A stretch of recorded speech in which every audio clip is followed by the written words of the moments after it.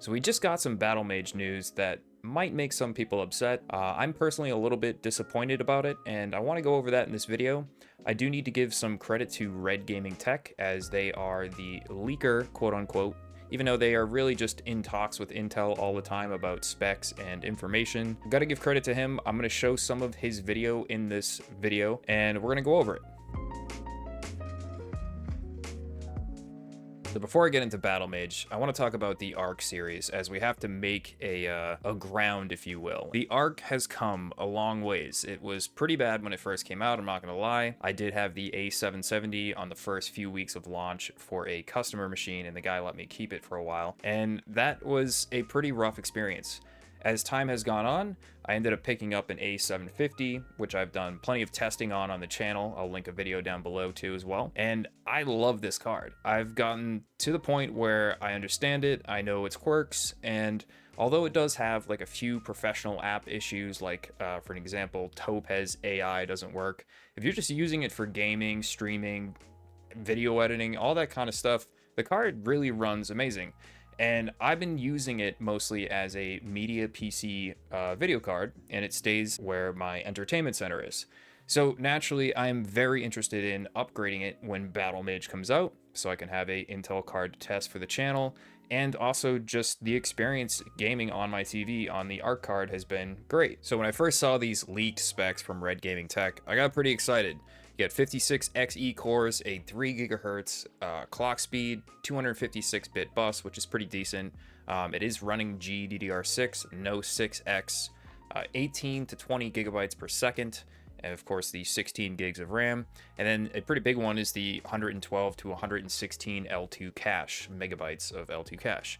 So that was a card that would probably compete with something like a 4070 Ti if you start to kind of map out the specs and compare them. It's hard to say, as they don't use the exact translation. It's kind of like comparing AMD to NVIDIA. They're using completely different terminology. You have CUDA cores, shaders, but then Intel came out and actually corrected his specs. They said that a lot of them were correct, but they gave him an updated datasheet, and it's looking like 56 XE cores, faster clocks, not specified, and then a pretty weak 192-bit bus, which is something that's kind of funny because a lot of people who bought into the 40 series have been complaining about the 192-bit bus, and I agree with that. It's not a good thing. 20 gigabytes of memory per second. You have 8 megabytes of L2 cache and the 512 adamantine cache, which is that new technology that Intel has been developing. Now here's where things get interesting, because those two slides I showed you were supposed to be the top SKU, or the highest competing SKU, like a 4070 Ti, 4080-ish performance-wise, and that's what a lot of people were pretty interested in. This is what's going to probably be what comes out, and this is the mid-range 40xe cores, 192-bit bus, 18 megabytes of L2, no adamantine cache, 20 gigabytes per second GDR6, and then you get the 8-lane PCIe Gen 5, and it's a 250 millimeter die roughly. So unfortunately, what's happening here is Intel is at a point where they think launching the top SKU here, this one, let's go back to the new slide.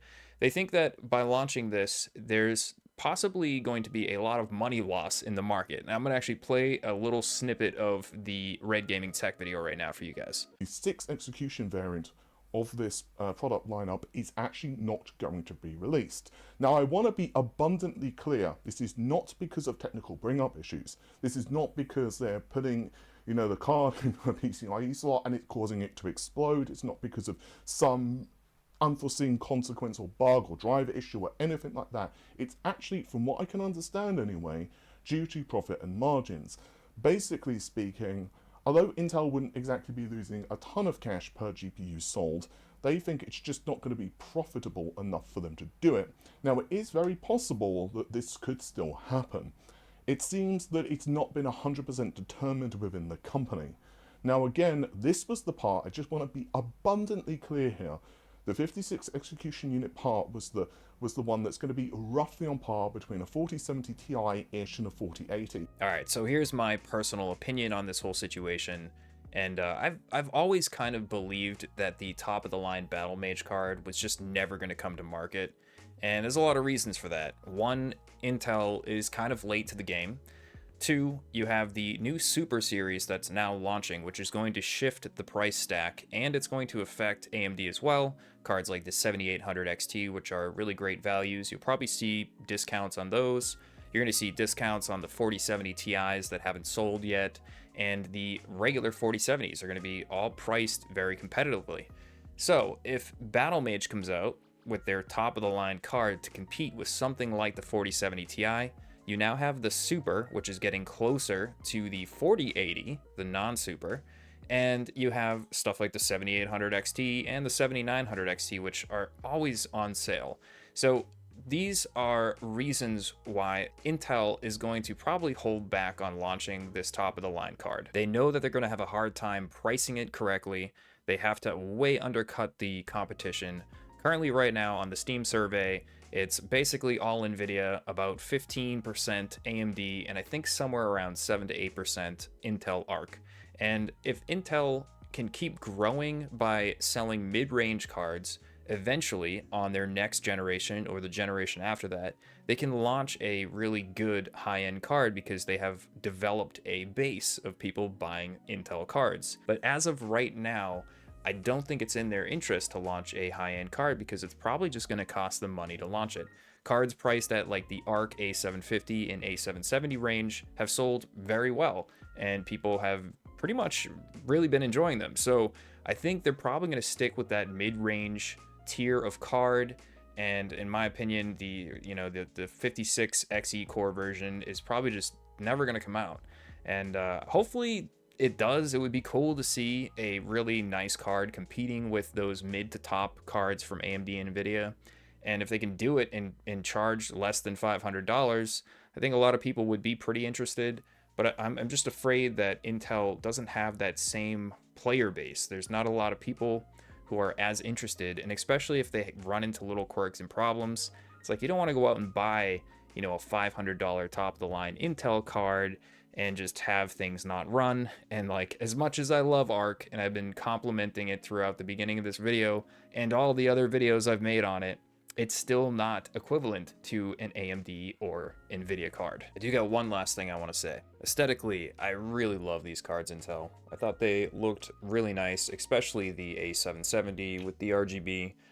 This one still looks really cool, but one thing that really sucks about these cards is taking them apart. So if you do make a Founders Edition Battlemage, which I'm sure you guys will, please make it so that you can take it apart. That would make things so much easier. Anytime you need to change thermal paste, you basically have to remove a bunch of glue, and yeah, that's just not ideal. What do you guys think about this? Are you kind of mad about the whole fact that they're probably going to not launch the top tier products, or is it something that you just don't care about? Let me know down in the comments. I am very curious. I'm still a little bit sour about it. And yeah, it's going to do it for this video. If you guys like the video, drop a like, subscribe if you want to subscribe, and I'll see you guys in the next video.